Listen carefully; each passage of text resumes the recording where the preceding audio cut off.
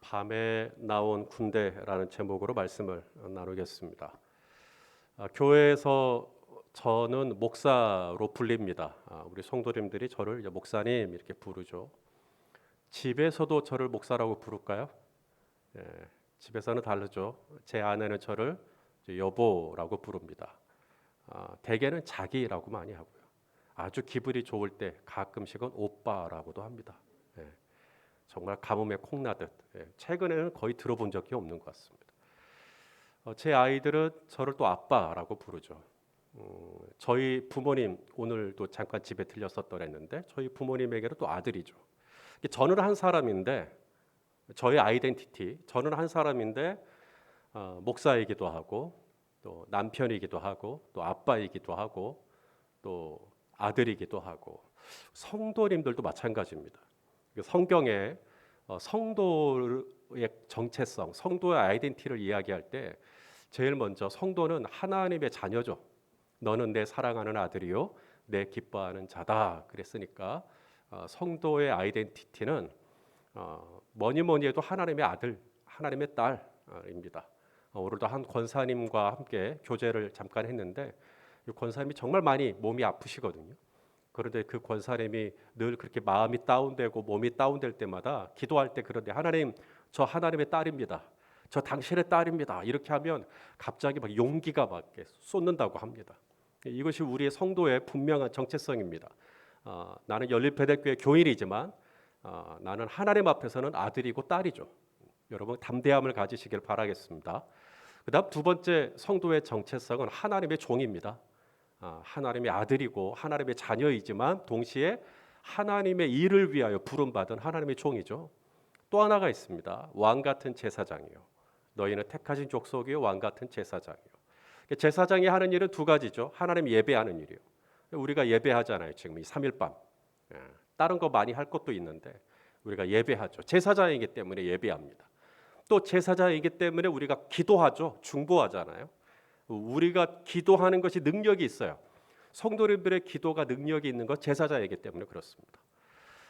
자, 성도의 정체성이 하나가 더 있죠. 뭘까요? 하나님 나라의 군대로 모집된, 하나님 나라의 병사로, 군사로 모집됐다. 이것도 우리 성도님들의 정체성입니다. 우리 사도 바울이 디모데에게 쓴 편지의 내용입니다. 디모데후서 2장 3절을 우리 같이 읽어보죠. 시작. 너는 그리스도 예수의 좋은 병사로 나와 함께 고난을 받으라. 저를 따라서 합시다. 그리스도 예수의 좋은 병사. 이것이 성도의 정체성입니다. 하나님의 자녀, 하나님의 종, 그리고 또 뭐라 그랬죠? 세 번째가 뭐라 그랬어요? 갑자기 기억이 안 나네. 왕 같은 제사장 그리고 하나님 나라의 군대로 모집된 하나님 나라의 병사라고 했습니다. 오늘 출애굽을 하는 이스라엘 백성들도 마찬가지입니다. 출애굽을 하는 그 밤에 애굽을 빠져나오는 이스라엘을 가리켜 여호와의 군대라는 표현이 나오거든요. 자, 오늘 본문 41절 말씀입니다. 우리 한번 읽어보겠습니다. 시작.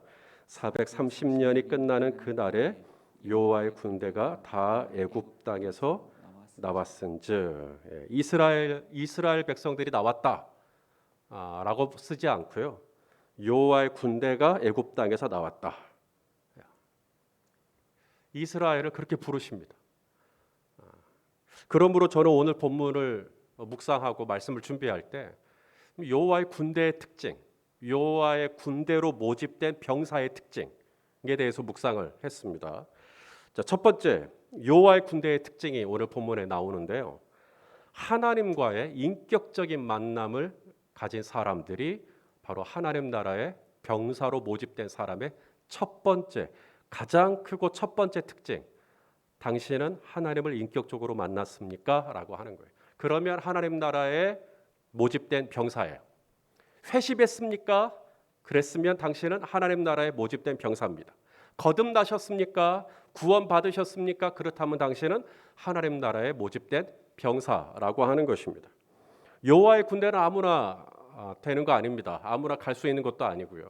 오직 회심을 해야 돼요. 거듭나야 돼요. 변화가 돼야 됩니다. 하나님의 자녀로 택정함을 받아서 정말 부활하시고 살아계시고 지금도 나와 함께 하시는 하나님을 생생하게 만나고 경험하고 누리고 그렇게 살아가는 하나님과의 어떤 인격적인 교제를 가지고 있는 사람들이 바로 여호와 군대의 특징입니다. 이스라엘이 애굽에서 나올 때 출애굽을 할 때 이스라엘만 출애굽을 하지 않았다는 겁니다. 오늘 본문을 보시면 38절에 보니까 수많은 잡족이라는 단어가 나오는데요. 자, 38절 같이 또 읽겠습니다. 시작. 수많은 잡족과 양과 소와 심이 많은 가축이 그들과 함께 하였으며. 번역을 할 때 아다르고 어다른데 잡족이라고 번역을 했단 말이에요. 어감이 별로 안 좋죠. 수많은 잡족. 개정판의 번역이기도 한데요. 새 번역을 보면 이렇게 번역이 되어 있습니다. 그 밖에도 다른 여러 민족들이 많이 그들을 따라 나섰다. 좀 더 표현이 순화되죠. 다른 여러 민족들이 함께 나왔다. 여러분, 순수한 이스라엘 백성들이 아닌데 이스라엘 백성들은 지금 가나안으로 가거든요. 왜냐하면 가나안이 그들의 고향이니까. 아브라함과 이삭과 야곱에게 약속한 젖과 꿀이 흐르는 그 가나안 땅은 이스라엘에게 고향이에요. 고국이에요. 그러니까 이스라엘이 출애굽을 하는 것은 지극히 맞는 말인데 이 다른 여러 민족들이요. 이들은 오히려 자기들의 고향을 떠나야 합니다. 이스라엘을 따라 나서려면 본토 친척 아비 집을 떠나야 돼요. 정든 그곳에 친구도 있고 모든 생활 안정된 기반이 거기 다 있고 근데 그것을 다 버려야 됩니다. 근데 기꺼이 그런 대가를 지불하고 이스라엘 백성들을 따라 나선 다른 여러 민족들이 있었다. 왜?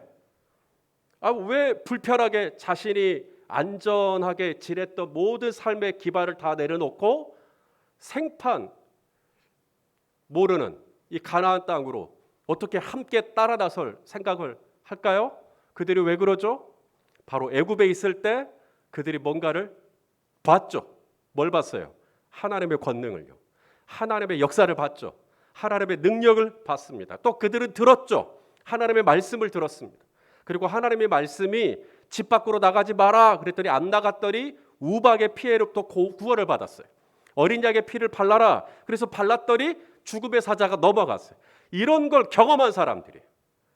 이것을 애굽에 있는 동안 그냥 하나님이 머릿속으로만 지식적으로만 하나님이 이런 분이지가 아니라 지금 이 다른 여러 민족들은 생생하게 하나님이 인격적으로 살아계신 하나님인 것을 너무나 정확하게 경험했던 겁니다. 그래서 그들은 그 하나님이 말씀하신 땅이라면 자신이 기존에 가지고 있던 삶의 기반이 있지만 기꺼이 이것을 버려두고 내가 이스라엘 백성들과 함께 길을 따라 나서겠다라고 결정했던 것이죠. 여호와의 군대는 아무나 되는 거 아닙니다. 하나님의 살아계심을 인격적으로 경험해야 합니다. 그래야 그들과 함께 공동체를 이룰 수가 있어요. 하나님 나라의 공동체를 이룰 수가 있는 것이죠. 머리로 아는 것으로 부족합니다. 이 가슴으로 내려와야 돼요. 진짜 하나님 살아계시구나. 진짜 우리 하나님 능력이 많으시구나. 애굽에 있는 동안 그 수많은 우상들, 그 수많은 귀신들, 이거 아무것도 아니구나. 진짜 야훼, 하나님, 여호와가 하나님이시구나. 이걸 정확하게 알고 있는 그들이 모든 걸 다 내려놓고 배와 그물을 내려놓고 이제 하나님의 약속의 땅을 향하여 이스라엘 백성, 그들 노예였죠. 애굽에서 노예로 지냈던 이들과 함께 공동체를 이루어서 젖과 꿀이 흐르는 땅으로 과감하게 가고자 하는 그런 결단과 중심이 어떻게 나왔나? 바로 인격적인 하나님과의 정확한 인카운터가 있었던 겁니다. 만남이 있었던 것이죠. 두 번째 여호와의 군대 특징입니다. 발교되지 않은 무교병을 먹어요. 오늘 본문에 보니까 우리 39절 말씀을 우리 한번 읽어볼까요? 39절 시작. 그들이 애굽으로부터 가지고 나온 발교되지 못한 반죽으로 무교병을 구웠으니 이는 그들이 애굽에서 쫓겨남으로 지체할 수 없었음이며 아무 양식도 준비하지 못하였음이었더라. 발교되지 않았다. 그러니까 이 반죽에 뭘 넣지 않았다는 거죠. 예, 누룩이요. 이스트를 넣지 않은 거죠. 왜냐하면 이스트를 넣으면 누룩을 넣으면 이제 발교가 되죠. 발교가 되는 시간이 지금 그럴 시간이 없어요. 빨리 나와야 되니까 애굽을 빨리 빠져 나와야 되니까 발교되지 않은 반죽으로 만든 빵을 먹었다라고 하는 것입니다. 제가 군대를 갔는데요. 군대에서 이제 아침에 식당에 이제 그 줄을 이제 쭉 서 있는 겁니다. 아침 이제 밥 받으려고 줄을 쫙 서 있는데 입구 쪽에 그날 하루 아침 뭐 점심 저녁 메뉴가 게시가 돼 있어요. 공지가 돼 있습니다. 그래서 이제 입구에 들어갔을 때 오늘 아침에 뭐 나왔구나 이런 거 알게 되는 건데 그날 저녁 메뉴가 뭐였냐면 칠면조라고 적혀 있더라고요. 여러분 칠면조 먹어봤어요? 칠면조 고기? 정효진 집사님 드셔보셨어요? 좀 이시 사셨군요. 예. 저는 미국 사람들이 추수감사절 때나 먹는 특별한 요리가 칠면조 요리, 그렇죠? 그래서 저는 한 번도 먹어본 적이 없어가지고, 근데 군대를 갔더니 칠면조 이렇게 딱 적혀져 있는 거예요. 그래서 얼마나 기대감이 많았는지 그날 하루 여러 훈련을 받았지만 훈련 받는 내내 제 머리는 어디로 가 있을까요? 그날 이제 저녁이 되면 이제 먹을 칠면조가 이제 계속해서 제 머릿속에 있는 거죠. 칠면조 고기가 질길까 부드러울까 뭐 짤까 담백할까 뭐 색깔은 어떨까 막 요 생각만 하고 있는 거예요. 드디어 하루가 다 지나고 저녁 식사 시간이 돼서 이제 식파를 들고 이제 칠면조 먹는다. 줄을 딱 서 있었어요. 앞에 고참들이 제일 먼저 다 받아 가시고 이제 제 순서가 돼서 식파를 딱 꺼내놨는데 그 포동포동한 윤기가 잘잘 흐르는 칠면조 고기가 나오는 게 아니라 껍데기, 껍질, 그 비계 있잖아, 비계. 뭔지 아시겠습니까? 그거 몇 장, 그 조금, 이렇게 딱 얹어 주시는 거예요. 그래서 뭐라고 말을 할 수가 없죠. 군대잖아요. 군대는 내 기호나 내 선호나 내 의향이나 이런 거 하나도 안 주게 합니다. 군대는 칠면조라고 적어놓고 껍질만 두세 점 올라가 있어도 그냥 먹어야 돼요. 발교되지 않은 반죽으로부터 만들어진 무교병 아무 말 않고 먹어야 됩니다. 여호와의 군대의 특징이에요. 내가 먹고 싶은 것, 물론 내가 하나님 나라의 군사로 모집되기 전에는 내가 먹고 싶은 것 마음대로 먹었고 내가 마시고 싶은 것 마음대로 마셨죠. 하지만 이제 내 안에 하나님 나라가 시작이 되면 이제 아무나 안 먹어요. 아무거나 안 마셔요. 아무데나 안 가요. 그리고 아무거나 안 봐요. 이제는 내 안에 하나님 나라가 시작되었기 때문에 이제 그런 것이죠. 발교되지 않은 무교병을 먹습니다. 마찬가지로 이스라엘 백성들이 이제 애굽에 있을 때는 뭐 어쩔 수 없었지만 애굽에서 나온 이제 하나님의 구별된 여호와의 군대가 되었으니 그들에게 주어진 음식은 발교되지 않은 무교병이었다는 거죠. 성도는요 떡으로만 사는 사람들이 아닙니다. 예수 믿기 전에는 우리도 떡 좋아했죠. 떡이 중요했고요. 떡이 내 인생의 목표였어요. 떡이 많으면 좋아했고 떡이 부족하면 늘 다른 사람과 경쟁하면서 불편해했죠. 하지만 예수 믿고 난 다음 하나님 나라의 군사가 되고 난 다음 이제는 떡이 중요한 게 아니라 하나님의 입에서 나오는 발교되지 않은 무교병, 말씀을 중요하게 생각하죠. 이것이 여호와의 군대의 특징입니다. 이제는 더 이상 뭐 칠면조 고기가 뭐 짜냐 다냐 이게 문제가 아니에요. 이제는 하나님의 이 발교되지 않은 정말 전문가 같은 이 생명의 말씀, 하나님의 입에서 나오는 모든 말씀이 성도의 양식이 되고 성도의 밥이 되고 성도의 식사가 되는 거고 오늘 저녁에도 그래서 또 우리가 또 온라인으로 접속하고 지금 또 이렇게 말씀을 받고 있는 거 아니겠습니까? 여호와의 군대의 특징입니다. 첫째가 뭐죠? 하나님을 인격적으로 하나님의 권능, 하나님의 지혜, 하나님의 도우심, 하나님의 인도하심, 하나님의 채우심 이런 것들을 생생하게 경험한 삶의 스토리가 있는가? 그렇다면 당신은 여호와의 군대 맞습니다. 두 번째가 뭐죠? 이제는 떡으로 사는 사람들이 아닙니다. 이제는 하나님의 입에서 나오는 발교되지 않은 반죽과 같은 무교병과 같은 하나님의 말씀을 중요하게 여긴다면 당신은 여호와의 군대가 맞습니다. 자, 세 번째, 이제 마지막 특징입니다. 여호와의 군대의 특징이 뭐냐면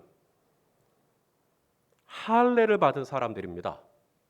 할례를 받은 사람들. 자, 이스라엘이 애굽에서 나올 때 이스라엘만 나오지 않고 다른 여러 민족들이 함께 나왔거든요. 그들은 애굽에 있는 동안 하나님의 살아계심을 몸소 체험한 사람들. 그래서 그들은 이제 이스라엘과 함께 나왔기 때문에 유월절 만찬에 참여할 수 있을 줄 알았는데 하나님께서 잠깐 스톱. 너희들은 유월절 만찬에 참여하려면 조건이 있어야 되는데 할례를 받아야 된다라고 오늘 하나님께서 말씀하신 겁니다. 자, 우리 48절 말씀을 우리 한번 읽어보겠습니다. 시작. 너희와 함께 거류하는 타국인이 여호와의 유월절을 지키고자 하거든 그 모든 남자는 할례를 받은 후에야 가까이하여 지킬지니 곧 그는 본토인과 같이 될 것이나 할례 받지 못한 자는 먹지 못할 것이니라. 여러분 이 말씀을 왜 하실까요? 그러니까 할례 받지 못한 사람은 유월절 만찬에 들어오지 말라는 말씀일까요? 유월절 만찬에 들어오라는, 유월절 만찬에 많은 사람들이 들어오라는 하나님의 초청일까요? 이것은 하나님께서 제한하고 막으시는 말씀이 아닙니다. 하나님은 누구라도 다 유월절 만찬에 참여하기를 원하셔서 이 말씀하시는 거예요. 다음, 유월절 만찬에 다 들어오되 조건이 뭐라고요? 할례를 받아야 돼요. 어디에다가? 우리 몸에다가? 육신에다가 받는 할례 아닙니다. 중요한 건 어디에다가 받아야 돼요? 마음의 할례를 받아야죠. 우리 신명기에 있는 말씀을 읽겠습니다. 신명기 10장 16절입니다. 시작. 그러므로 너희는 마음의 할례를 행하고 다시는 목을 곧게 하지 말라. 자, 마음의 할례를 받으면 마음의 할례를 받은 사람의 특징이 뭐라는 거예요? 다시 보여주세요, 본문을. 마음의 할례를 받은 사람의 특징, 목을 곧게 하지 마라. 목이 곧았다라는 표현이 무슨 뜻인지 아시겠어요? 목이 뻣뻣해요. 담이 걸린 것처럼. 교만하다는 이야기입니다. 마음의 할례를 받은 사람의 특징, 겸손하죠. 마음의 할례를 받은 사람은요, 내가 얼마나 무지한 자인지, 내가 얼마나 연약한 자인지, 내 힘과 결심이 얼마나 초라한 것인지, 내 헌신, 내 믿음, 내가 알고 있는 것들이 얼마나 얄팍한 것인지, 마음의 할례를 받은 사람은 자기가 진토에 불과한 존재임을 알아요. 그래서 늘 하나님 의지해요. 그래서 늘 우리 주님께 기도해요. 마음의 할례를 받은 사람의 특징입니다. 마음의 할례를 받았다면 당신은 여호와의 군대로 모집된 거 맞습니다. 자, 또 하나 마음의 할례를 받은 사람의 특징이 나옵니다. 자, 신명기 30장 6절입니다. 읽어보시죠. 시작. 내 하나님 여호와께서 내 마음과 내 자손의 마음에 할례를 베푸사 너로 마음을 다하며 뜻을 다하여 내 하나님 여호와를 사랑하게 하사 너로 생명을 얻게 하실 것이며. 할렐루야. 자, 마음의 할례를 받으면 어떻게 된다고요? 마음을 다하고 뜻을 다하여 누구를 사랑하게 돼요? 하나님을 더 사랑하게 됩니다. 우리 찬송가 가사 이전보다 더, 어제보다 더, 작년보다 더 하나님은 계속해서 조금씩 더 우리 하나님을 향하여서 내 마음이, 내 중심이, 내 뜻이, 내 힘이, 내 의지가 정말 하나님 더 사랑할 수 있도록 그렇게 내 마음이 돼요. 점점 돼요. 여러분 사랑하면 누군가를 사랑해 보셨죠? 사랑하면 사랑하는 그 자체, 내가 이 사람을 사랑한다는 그 자체가 보상이 됩니다. 사랑하고 내가 당신을 이렇게 사랑할 테니까 당신은 나한테 이렇게 해줘야 돼. 그건 사랑 아니에요. 우리 자녀가 태어났을 때요, 우리 지후 주아가 설거지를 해줘서 사랑하시는 거예요? 우리 지후 주아가 지방 치우니까 사랑하시는 거예요? 이 아이들이 그냥 내 옆에 새근새근 잠만 들어도 우리 윤장호 집사님 내 몸을 불사르게 내어줄 수 있죠. 점점점 아니었어요. 분명히 고개 끄덕끄덕 하셨어요. 왜냐하면 그게 사랑이에요. 사랑은 하면요, 사랑하는 그 자체가 나에게 보상이 돼요. 그러니까 더 사랑하게 되는 거예요. 사랑하는 그것으로 충분해요. 내가 가지고 있는 이 향유 옥합이 얼마나 비싼 거냐, 이게 300데나리온이냐 200데나리온이냐는 가룟 유다에게 중요한 가치지 마리아에게는 이거 하나도 중요하지 않습니다. 왜냐하면 사랑하는 그 자체가 나에게는 너무나 충분하니까. 그래서 그것을 깨뜨려서 예수님의 머리에 발에 부을 수가 있는 거예요. 여호와의 군대, 할례 받은 사람, 마음의 할례를 받은 사람의 특징이 뭔지 아세요? 주님을 향한 이 사랑이요, 마음을 다하고 뜻을 다하고 힘을 다하고 점점 하나님을 향한 사랑의 그 열망의 깊이, 열망의 넓이, 열망의 뜨거움이 점점 강도가 세집니다. 계속. 그리고 하나님을 그렇게 사랑하는 것으로 충분해요. 하나님을 그렇게 사랑하는 것으로 만족해요. 오늘 이 저녁에 우리 함께 하나님을 찬양해요. 나는 그것으로 충분한 거예요. 나는 오늘 이 3일방 예배를 드려요. 나는 이것으로 이미 보상 다 받은 거예요. 내가 오늘 이렇게 예배를 드렸으니까 하나님이 나에게 뭘 주시겠지, 그런 계산 아닙니다. 우리는 그저 하나님이 너무 좋아서, 하나님을 예배하는 것이 너무 좋아서, 하나님께 기도하고 하나님을 찬양하는 것이 너무 좋아서 내가 하나님 앞에 반응하며 나아가는 것이죠. 왜 그러는가? 당신은 왜 그게 그렇게 좋은가? 내 마음의 할례가 된 거예요. 할례가 되면요, 하나님을 사랑하는 그 자체가 나는 충분히 좋은 거예요. 이 말이 지금 이해가 되시면 아멘 해주시겠습니까? 지금 본당에 사람들이 별로 없어가지고 아멘 소리도 쬐깐해갖고 조금 제 마음도 좀 쬐깐해지려고 하는데요. 살아가시는 성도 여러분, 여러분들은 연립배대교회 교인이죠. 연립배대교회에 등록된 교인이지만 동시에 하나님 나라에 모집된 병사예요. 하나님 나라에 모집된 병사의 특징이 뭐라고요? 하나님을 인격적으로 매일 매 순간 경험하고 있어요. 오늘도 하나님이 나를 돌봐주셨고, 오늘도 하나님이 나를 인도해 주셨고, 오늘도 하나님이 나에게 때마다 순간마다 지혜를 주셨고, 오늘도 하나님이 나에게 건강을 주셨고, 오늘도 하나님께서 은혜를 주셨고, 그 하나님의 인격적인 체험을 날마다 순간마다 하는 사람들, 여호와의 군대의 특징입니다. 또 하나, 여호와의 군대는 어떤 사람들입니까?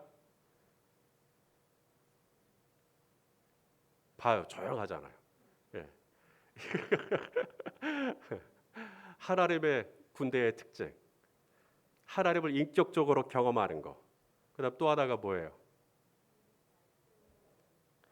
오 아버지 하나님, 어찌하면 좋겠습니까? 발교되지 않은 무교병, 하나님의 양식, 하나님의 말씀. 그래서 오늘도 그 말씀을 먹고 사는 것이죠. 그리고 마지막, 하나님 나라에 모집된 병사의 특징 뭐예요? 마음의 할례를 받아서 하나님을 사랑하고 이웃을 섬기는 사람들입니다. 자, 코로나가 3단계로 격상되면서 이제 우리가 대면에서 예배를 드릴 수 없는 형편이 되었습니다. 상관없이 저와 우리 성도님들이 계신 곳에서 정말 내가 예수 그리스도의 모집된 병사로 나를 모집하신 분을 기쁘시게 해드리는 그런 은혜로 사시다가 나중에 좀 더 상황이 좋아지면 우리 함께 얼굴을 보고 예배하는 그날이 왔으면 좋겠습니다. 그때까지 건강하시고 하나님 나라에 모집된 병사로서 승리하시기를 예수 그리스도 이름으로 축원합니다. 기도하겠습니다. 아버지 하나님 감사합니다. 오늘 이 출애굽을 한 이스라엘 백성들을 가리켜서 여호와의 군대라고 말씀해 주셔서 감사합니다.